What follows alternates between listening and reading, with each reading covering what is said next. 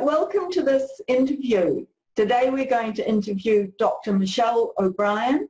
She's a practicing gastroenterologist in New York, and she has a specialization in functional gastrointestinal disorders such as IBS, Irritable Bowel Syndrome. And Miechelle also recently started a food company to make foods for her patients with IBS who are on the Low Fodmap Diet. She found that, like most of us know, that we occasionally need something quick to eat, and we're not able to cook it from scratch, and also just to keep something in our handbag in case we're out longer than we think we're going to be, and we get hungry and start looking at McDonald's or Burger King, which is definitely... Never do that. Never, never, never, never. Not if you have IBS. No, trying to convince my clients of that, but anyway. So tell us a little bit about your work and your connection with IBS. Certainly, and before I even do, thank you so much for having me. And this is delightful. It's a lot of fun, and I'm very happy to share something that I'm so passionate about. I know, Suzanne, you are as well. And thank you for all of the wonderful work you do, because it really helps our patients so very much. So I went through my medical training, did my medicine residency in internal medicine, and then my specialization in gastroenterology fellowship. Went to private practice from there, and lo and behold, felt sort of unprepared, really, to be frank, for many of the patients that I ended up seeing in the practice. And I came to learn, to my surprise, that in the U.S. at least, approximately 25 to 50% of all referrals to a gastroenterologist are for irritable bowel syndrome. So I did my best with the tools that were in my toolbox. If a patient was having constipation, we targeted that. If the patient's having diarrhea, we targeted that. If a patient's predominant symptoms were pain, or when necessarily, we targeted that with antispasmodic. But as you know, I'm sure, that toolbox is just very shallow and very frustrating to me, and I think many of my colleague physicians, very frustrating, obviously for patients, very frustrating. And it really, wasn't until I learned more about the diet, the Low Fodmap Diet. I started using it probably around 2011, somewhere in that range, as some of the research started to come out. And to be honest, I was a bit skeptical at first. I trained as a pharmacologist with a Ph.D. in pharmacology before medical school, so was a firm believer in the power of medicine, and was a little bit maybe skeptical, as I said, about what was coming out with diet. But I finally decided, you know what is there to lose? Let's try it. Let's just try it. And patient after patient after patient kept coming back to me saying, oh my gosh, I feel so much better. And I don't know who was more surprised, patient or me, really. But he really, it didn't take too long before I realized, wow, this is amazing. And as more science has now come out behind the diet, and as we're now starting to see some great randomized controlled trials, it's true. It really does work for the majority of patients who have irritable bowel syndrome. And thank goodness, because, we needed it. And, I think once I started to see that aspect of diet, I decided, if all of these patients are coming to me, it is on me to learn as much as I can about this. Because, quite frankly, it wasn't in my training, as I don't think many of us were prepared for this.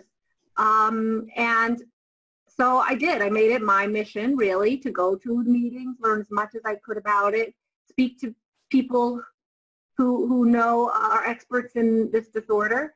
And I think we're all learning. We're all sort of watching this evolution in this field, and it's terribly exciting to watch this in the advent of the microbiome, and to watch that space. And we're just sort of scratching at the surface here of what that entails and what that will mean for not only our patients with irritable bowel syndrome, but I think for our patients at large, those with cardiovascular disease, those with neurologic disease, autoimmune disorders. I think there's a lot we're going to learn, and it's going to be very helpful. And 15, 20 years will be a different landscape. Yeah, I think so as well. From the little I know about the microbiome and the studies that are going on, it's a very, very exciting field, and we're very much in the early stages, but 20 years from now, can you imagine what they'll be able to do for people like me? Exactly. And it makes perfect sense, really. I mean, I shouldn't say that the microbiome is going to be the panacea for irritable bowel syndrome, but I think it'll be part of our understanding of drilling down what really specifically is going on in this disorder. We will be able to classify it not just as a syndrome, a constellation of symptoms that go together, but rather the actual disease. What is going on at the cellular level to cause irritable bowel syndrome, and during a flare of irritable bowel syndrome, that will allow us to have much better targets for therapy. And, we just need to understand the science behind it. And the reason it's taken us this long is because I believe it's a very complicated disorder. Well, we can probably tell you that. We feel a bit like very complicated people. It's true. Yeah. But really, the transformation that I see in my patients, not only with respect to their belly symptoms feeling better, but I think overall their global well-being, their anxiety seems to relax a bit. They are more at peace with who they are and more comfortable in their skin. They are able to engage and enjoy their life more. They can go out and be with their family, their friends, not so terribly tied to the bathroom or worried about plotting out their route, make sure there's a bathroom along the way. I think that has got to be incredibly anxiety provoking. And so I get to see the transformation, not just in them feeling better physically, but feeling better mentally. And that was really why I chose the name True Self. True Self. I think patients sort of revert back to their true selves, and it's so very gratifying to have a patient say, wow, I haven't felt this good in years. Or some of my older patients say, I haven't felt this good in decades. I had one patient this week said, in my life, I never knew what it was like to have normal bowel movement. And this is great, So it really is very gratifying to know that such a simple thing, not that it is a simple thing, but such a simple thing, diet, really can have such a profound change.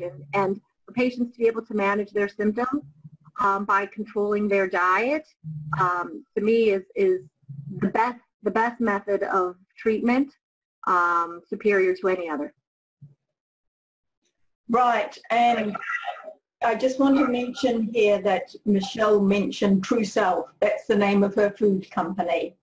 And absolutely, I find also with my clients that as soon as we get the nutrition right, then a whole raft of other issues they have, health issues, start to get better. Either disappear completely if they were minor things, or improve if they were larger things that are more medically based.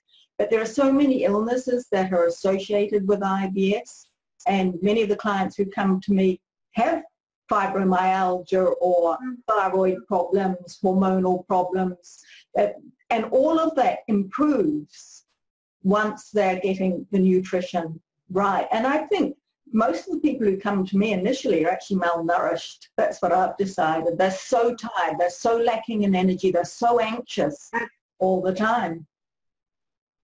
I definitely can concur that patients tell me all the time their energy levels have picked up. So I absolutely see that in my practice. Yeah, and that I find within the first week of eating correctly, they're already talking about their energy levels and how much less tired they are. So at the moment, how do you rate the care that IBS sufferers get from the medical profession in general? I'm not sure. I think that's a hard question to answer because it's hard for me to judge, really, what people kind of care they're getting elsewhere or in other countries, that sort of thing. I will say this. I think that we're sort of all on this learning curve together about diet and including patients, physicians. We're all learning at the same time, really. And, you know, I think that I definitely see more interest in physicians. I was at one of our largest, I don't know that it's the largest meeting in the world, but it's certainly the largest meeting in the United States, and physicians, gastroenterologists from all over the globe come to this meeting called Digestive Disease Week. Yeah. And last was in San Diego in May 2016, and I'll tell you, there was a very, very big attendance at those sessions about Low Fodmap Diet, all a diet and, you know, microbiome, surrounding all these issues. And I think that just speaks to the fact that physicians are trying to educate themselves on this so that they can provide the best possible care for their patients. I think that it takes time. It just takes time for that to get ingrained in us and then trickle down. You know, it starts at the expert centers and then it trickles more, you know, outward toward the communities. And I have to say, patients have such a huge role to play here as well, because when a patient comes to you and sits in your office and says, "Hey doc, I've been researching this, and what do you think of this, or what do you think of that?" You know, we may never have heard of that item before, but it forces us to educate ourselves. And I think that's what's happening. I think that's what's happening with the diet, and I think we're seeing it more and more, and I think we will continue to see it more and more as people realize that they feel better when they're more attentive to how they are eating. And also, you know, as this diet is more widely distributed, and, you know, by folks like yourself and, you know, Patsy Katzos, who has just been the pioneer for us in the States, and, you know, taught me and taught so many physicians and other dietitians, and of course, our fabulous colleague Kate Scarlatta, and, you know, now there's so many to count that, you know, everyone's really done their part to put the word out and educate. Yeah. So I think we're on our way. You are on your way, because I've been doing this for many years now, and I've seen an enormous change in what people I speak to are telling me about their care from their doctors. You know, once upon a time when the doctors would tell them to go to a psychologist, or one of the doctors, when this patient went to them and said, "What about the low FODMAP diet?" the doctor said, "Why would you bother with a diet when there's medicine you can take?" You know, those kinds of attitudes. Those are changing, and I've definitely seen, even in the last year, really accelerate this change, where clients are saying, "I was sent by a doctor, and, you know, I've been sent to your website to have a look around and learn about the diet."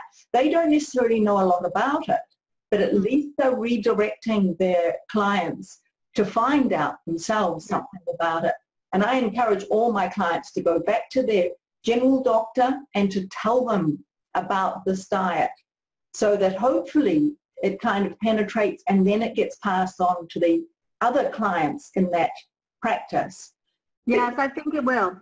Yeah, well, I see an enormous change, and people like Patsy and Kate have done a fantastic job over in the US, and they were lone pioneers in the beginning. You know, there are more now. It's still a small number. I keep on top of who seems to know what they're talking about, and it's still really a small number.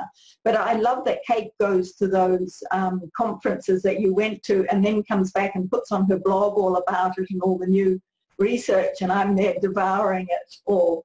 So it's certainly exciting times for us. We wish it would go faster for those who don't know about it yet, because there's, 20% in the Western world have IBS, and I don't know what percentage of those have never heard of the low FODMAP diet still, and therefore are still suffering, still trying to take Band-Aid medications for it, when there's a solution for the vast majority of them anyway.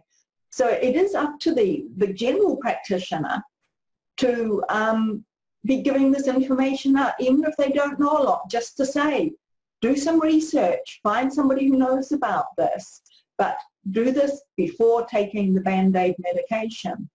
So, as I say, we've come a long, long way just in my few years of doing this.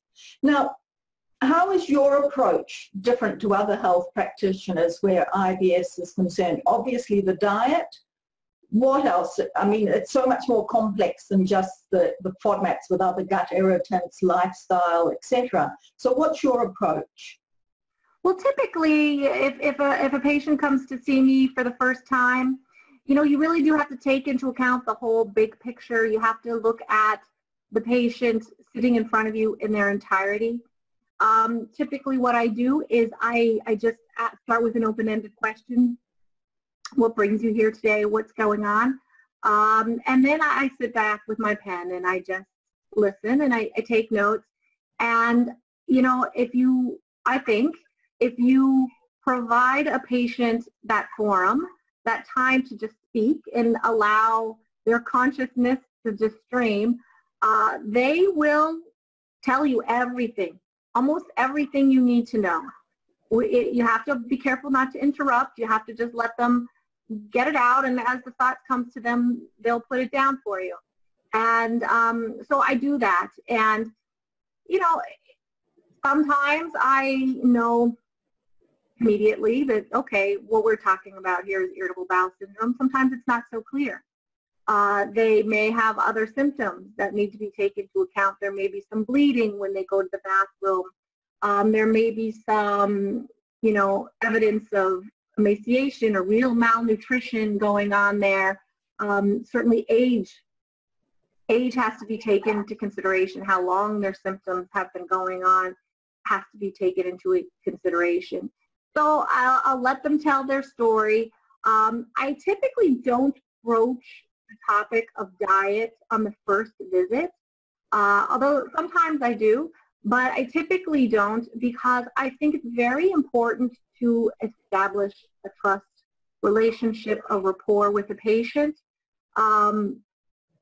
before you delve into this. And as you know, this diet can be difficult. It is complicated, and it's very important to have buy-in. It's very important for patients to really be in the right mental space where they're ready to commit to a change. Even if it's only a 2-week change, which is really all I ask of patients, just 2 weeks to sort of be sort of strictly adherent in eliminating all fermentable sugars. But I think they have to be in the right space. So, this also provides me an opportunity to see if there's anything we need to do. Typically, I will want to do some blood work, make sure there's not underlying celiac that we're unaware of. Or I may look for some markers of inflammation that would be more indicative of an inflammatory bowel disease, Crohn's disease, ulcerative colitis. These things that really have mimicking presentation so as not to be fooled. So we'll do a little work. I have them come back to the office in short order after we've done this. And then, and once I know, listen, I'm convinced or I'm pretty sure this is irritable bowel syndrome. And now what are we going to do about it? How are we going to manage this? I tell them, here's the good news. The good news, this is irritable bowel syndrome. Now, some people have already heard this term before. They've already been diagnosed. I'm finding more and more, I'm not the first gastroenterologist they see. they've certainly been passed around in the healthcare system and are understandably very frustrated. Yeah. If the work's already been done, then I don't need to take time. I don't need to put them, through any extra work or blood work or anything like that if I know what I'm dealing with. But then I ask them, have you noticed a relationship to eating? And most people say, oh yes, I do. I have my symptoms while I'm still sitting at the dinner table. I haven't even risen from the table and I'm starting to feel it. Some people say, well, yeah, but it happens about 3 hours later. Everyone has their different story. I'm sure you know this, right? And so then I ask them, well, is there any foods that you avoid? Anything you just say, I don't really want to touch that. It just, I've had enough bad experiences that I just sort of shy away from that. And I do hear a lot from people, oh, I don't eat onions. Or, some people know themselves to be lactose intolerant. And, I'm always struck by that many people have sort of started a low FODMAP diet intuitively. If they've been living with this for years or even decades, they've had some time to solve some of that puzzle. I often have patients who come in frustrated because they say, I know it's related to my diet. I gave up dairy for a while and maybe it helped a little bit. I gave up gluten for a while and it helped a little bit, but still running into the bathroom or my bowel habits are still sort of swinging all over the place and unpredictable and the pain that I have. So they're a little bit harder to convince, I think, sometimes that it's diet. But I say, all right, well, you see that you have this little piece and you have this little piece, but there's much of the puzzle you were missing. Here are the rest of the pieces of the puzzle. We put it together. I really do take time to explain the concept. What are fermentable sugars? How do they work to produce these symptoms? And I typically start with an example that they can relate to, which is lactose intolerance, because even if they themselves are not lactose intolerant, I'm sure they know somebody who is lactose intolerant, just given how prevalent it is. And walk them through this example that, if you are missing the enzyme that breaks down the sugar lactose, if there's not enough lining the periphery of your small intestine, those lactose molecules that you drink in ice cream or cheese are just going to keep passing through the pipeline. They're never going to be broken down. They'll get to the end of the line where all these 100 trillion bacteria live, and those bacteria are certainly happy to break down that lactose, turn it into hydrogen gas, turn it into methane gas, carbon dioxide, all kinds of gases that cause your symptoms, make you bloat, make your tummy stick out, cause this terrible cramping pain that follows, or, if you're really lactose intolerant, then of course it will pull water and give you diarrhea. So certainly everyone can relate to that. Now they're sort of engaged in understanding. And then I say, listen, it's sort of an analogous situation with other sugars. They're not exactly the same, but analogous. That, your small intestine, your body may be only able to handle so much of this kind of a sugar or this kind of a sugar, and if you put them together, it's chaos. Or if you have too much of one or the other, it's chaos. And they really understand that because they've lived it. They understand it. Then the next thing I do is I throw away the red and green sheet that I've just used to explain to them the different types of FODMAPs. And I say, do you have one of these phones? I show them my phone. And I let them play with my app so they feel comfortable in how to use it. And then I say, all right, we're going to put this on your phone. And they do not leave my office until it's on their phone. And, some patients, they are very excited, can't wait to get home and start it. Lately, I think I see that more and more, maybe because there's just more awareness in general. Some patients were skeptical. And I get that because I think that's just the normal process of processing this kind of information.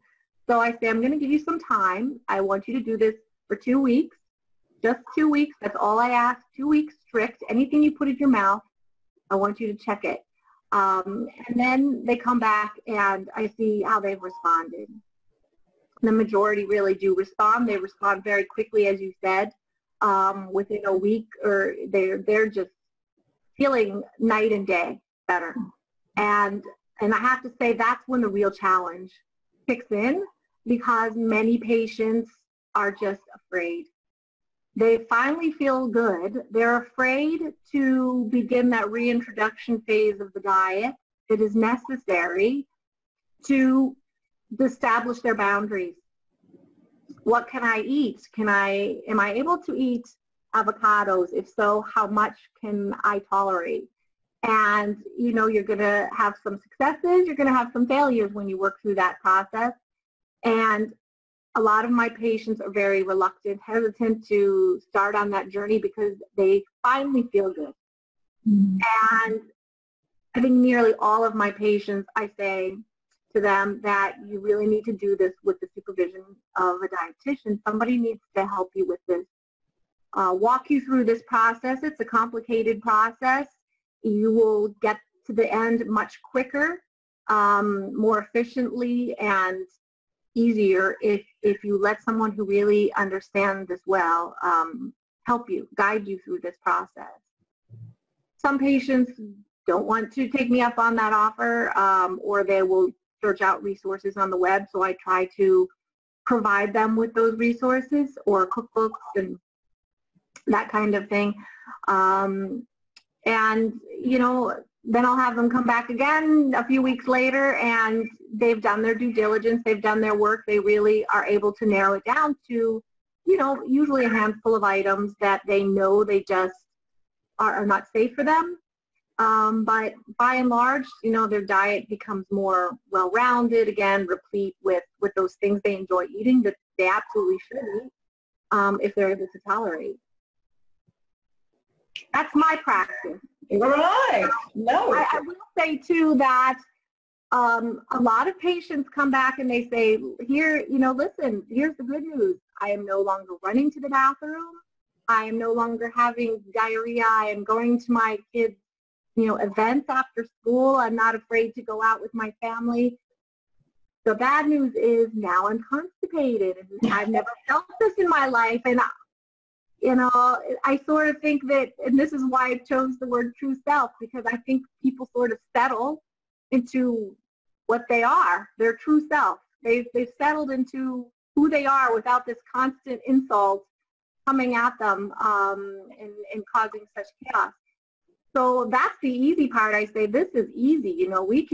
This is easy breezy. We can fix constipation. That's nothing.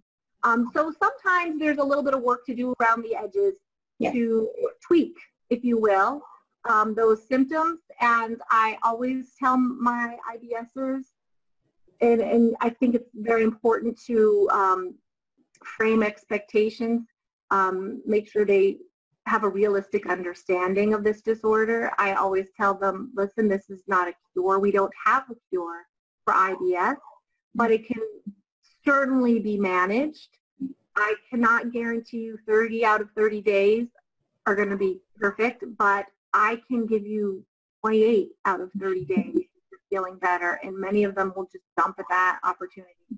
I really try to say, all right, I know you're no longer reaching for the antispasmodics as frequently as you used to, or you put the Imodium away, but these are things that you need, just like an asthmatic needs a sort of a rescue inhaler. If they're out and about and have an asthmatic attack, keep it in your handbag just in case you need this.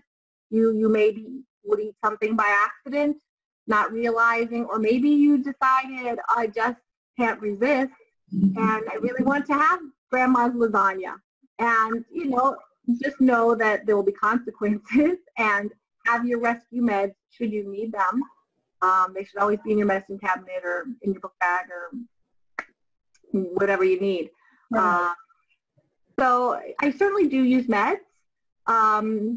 It's naive to say that the FODMAP diet is 100% for all, but I find that I need to use them a lot less than I did previously. And I think patients are delighted about not having to, you know, feel like they have this disease that requires lifetime medication, and with that side effects, or, you know, all of that kind of thing. But yeah, I really have to say that the diet has changed my practice quite a bit. I would imagine so. Now, the interesting thing is that you're mainly talking about those with IBS, with diarrhea. I certainly get those clients too, but we can fix them pretty fast with the diet. The ones with IBS with constipation, which is actually my side as well, are a lot harder to get right, because we aren't just working with the FODMAPs, we're working with fiber levels, which we know if we take too much, it actually causes the symptoms, but we need it for the stool. So it's that fine line that we push against, that we mustn't tip over into. The ones with diarrhea, I find in the first week, we're almost done and dusted with the elimination stage. But those with constipation, it can be a couple of weeks to just get that balance right, and to get them really to complying with what you are asking them to. It must be so much harder for you when you only see them every week or every 2 weeks. I at least have them on a daily basis, backwards and forwards, to, you know, adjust here, a little bit of chia seeds, have some quinoa today, let's get this balance right. How do you deal with that, the IBS with constipation? Well, I agree with you, certainly, that the diarrhea, or the mixed picture, pendulum swingers back and forth, respond more quickly and readily to the diet changes. I will say that I do see the constipation respond as well. So maybe there can be a little more stubborn symptoms. And, you know, if that's the case, that I might start them on something like Linzess, which, you know, I use quite a bit in my practice, or Psyllium, something like that. And I think that too is where the dietitian can be quite helpful with tweaking that fiber content. A lot of them, more so, I am looking for small intestinal bacterial overgrowth, and, you know, if they're putting out a lot of methane in their breath when they ingest lactulose, then we know that these bugs, these methanogens, are constipation promoting, and those may need to be targeted with an antibiotic. It's probably not going to erase the situation permanently, but it will provide a respite. Exactly. So, I mean, SIBO is a whole different area, certainly, and it does have to be targeted initially, and then the low FODMAP diet can hopefully keep it from recurring over and over again. But I'm a methane breather, just by the way. You are? I'm a methane breather.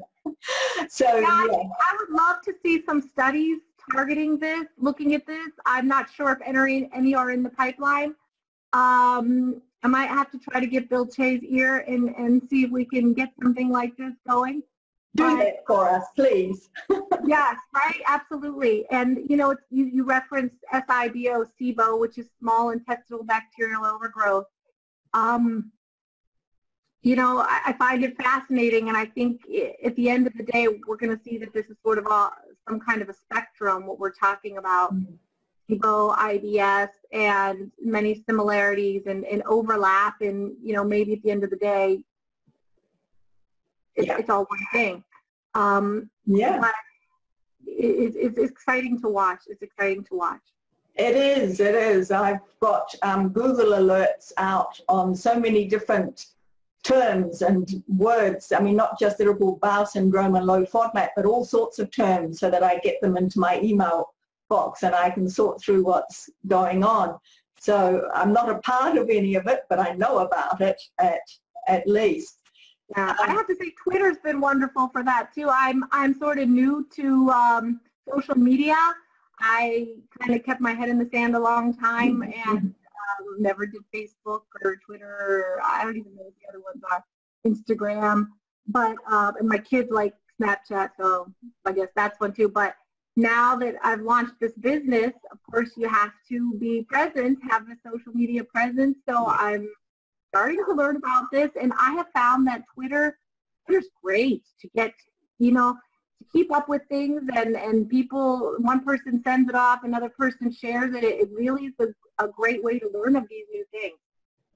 Yeah. So I really rely on that as a source. Seeing what people are talking about, and absolutely is wonderful. For this community, I think they've really found their cohorts in Twitter to support one another and to spread the word.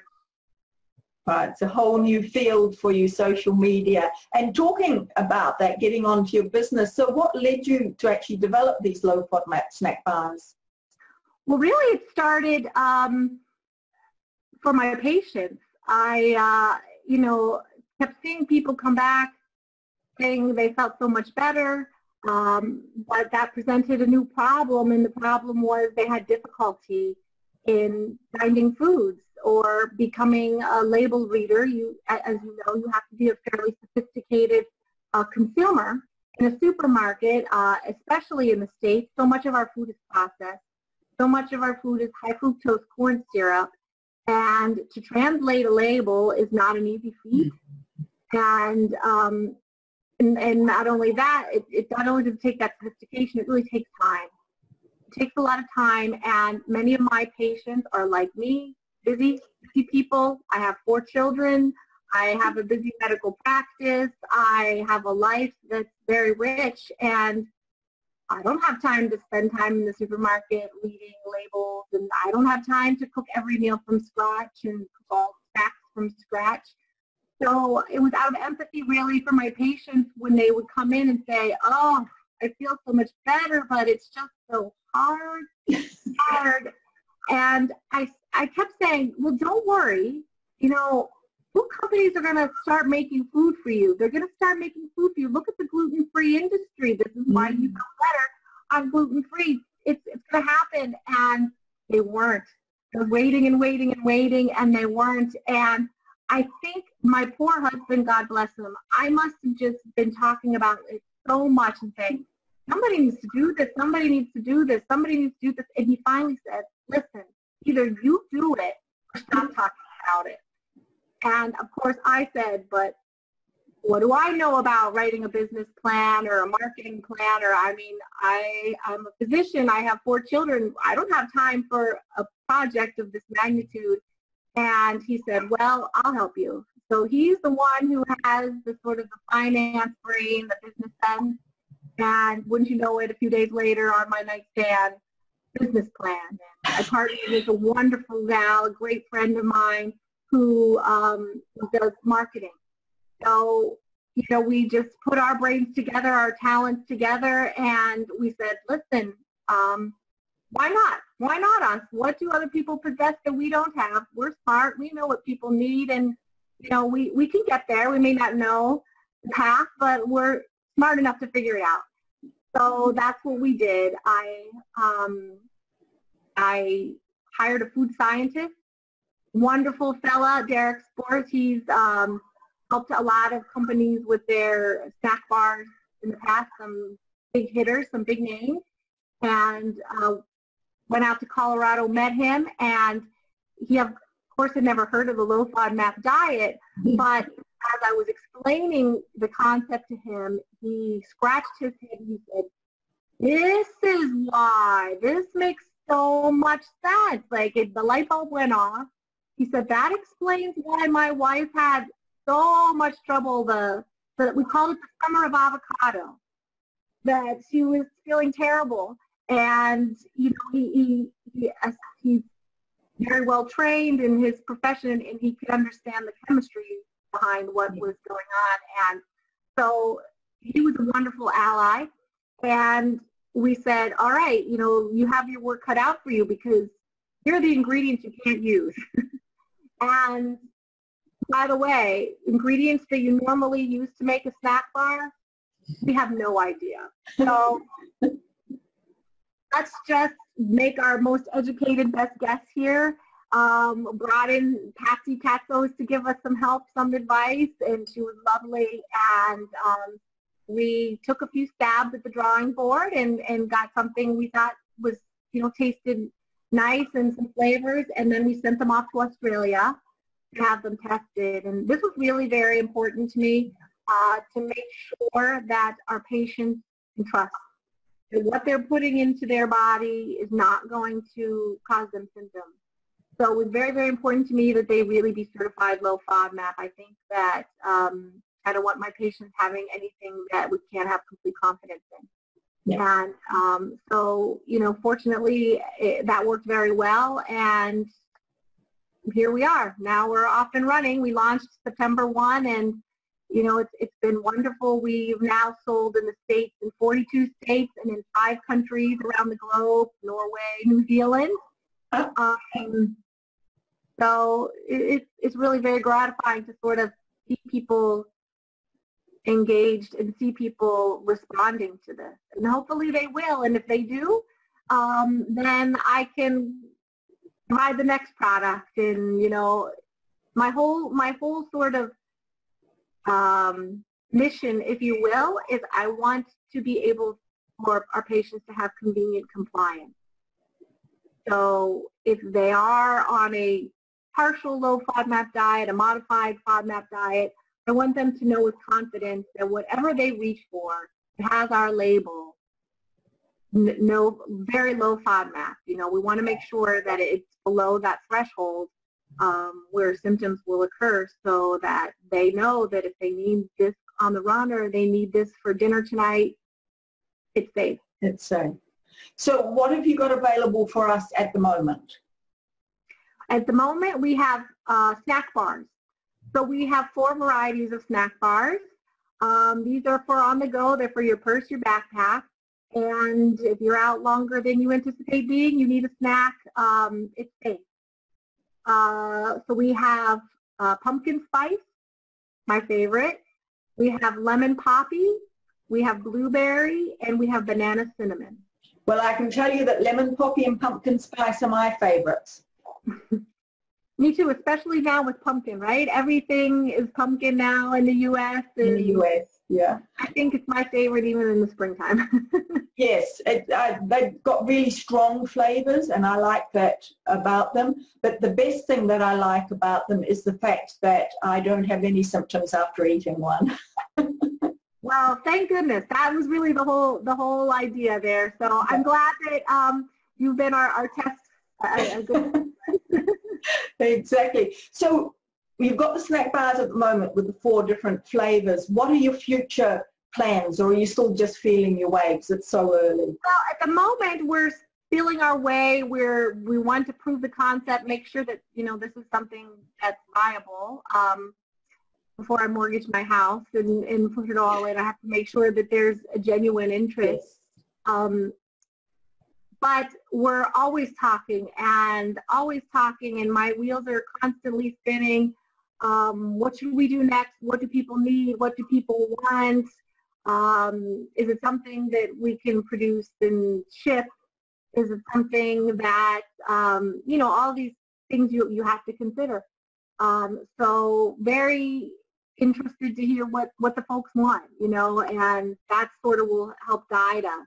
So I think where we're inclined to go, honestly, is like meal starter kits, that sort of thing. I think one of the biggest difficulties I hear from my patients, apart from finding it difficult to find foods that are compatible, is that they don't want to cook separately for themselves and the family.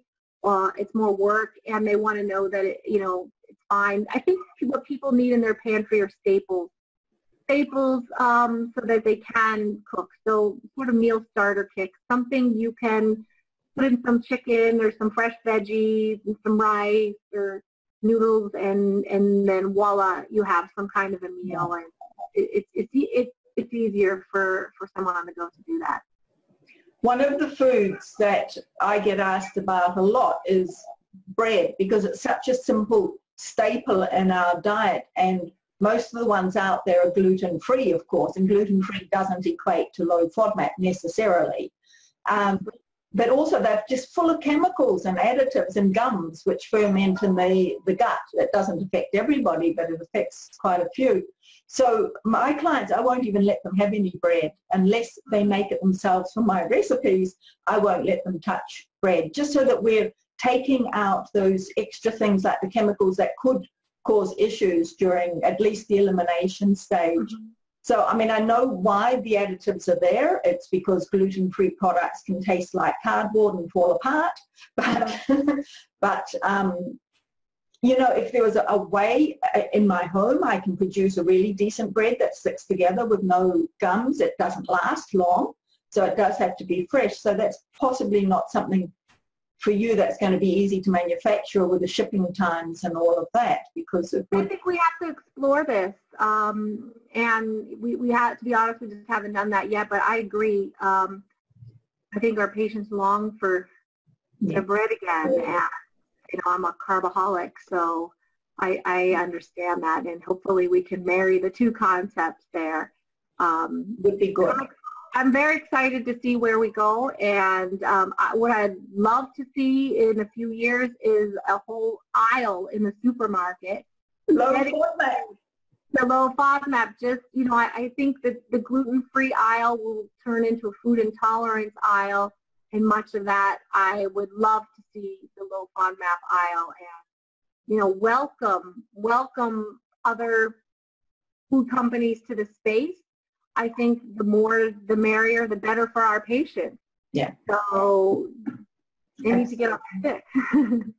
All right. Well, I mean, I love that you're sort of one of the few pioneers. There's a couple of others out there. I know that it's early days for them too. But anyway, let my readers know how to find your snack bars. Absolutely. Well, right now there are two ways you can buy our products. The first is at our website, which is www.trueselffoods.com. And the second is Amazon. And we will ship anywhere in the world. And Amazon's got to be the easiest for folks, but our website as well. And at the website, you'll learn a little more, if need be, about the Low Fodmap Diet and sort of our philosophy behind why we are and who we are. Great, that sounds fantastic, and I'll make sure that I put the links down below the video so everybody can see those and click on those. It's great though at Amazon because so many people have accounts there. It's just simple for them, isn't it, to purchase. I don't know what people did before the internet shopping. I don't know. Well, it's certainly, you know, I can't imagine Christmas without the internet shopping. It saves so much time, doesn't it? It does. It really does. Running out there with all the crowds. Well, look, Miechelle, thank you very much for your time and for giving all this wonderful information for my readers and subscribers. I'm sure they'll find it fascinating coming from the point of view of a health practitioner, in particular a GI, because there really aren't a lot of you out there yet, and you're one of the wonderful first ones to take this on board, and I love how that sounds, how you treat a patient when they come inside your door and the process that you have in place. I'm sure you're going to have them beating down your door now, and I'll make sure I'll put your contact details as well so they can, because I often get asked about GIs, obviously, or dietitians, and it depends entirely on where they are in the world, but if they're there in New York or near New York, hey, you've got your lady. Connecticut, yes, yes. Well, thank you, Suzanne. I can't thank you enough. This has been so much fun. And again, thank you for all the work that you do, because at the end of the day, we're all on the same team, and we're all there for the common good. So thank you. Thank you so much for having me. You're welcome. Ready to take the fast track to an IBS-free life? I'll show you how. Get started now. Check out the details at strandsofmylife.com/IBS-free. Your reward will be a joyful, symptom-free life.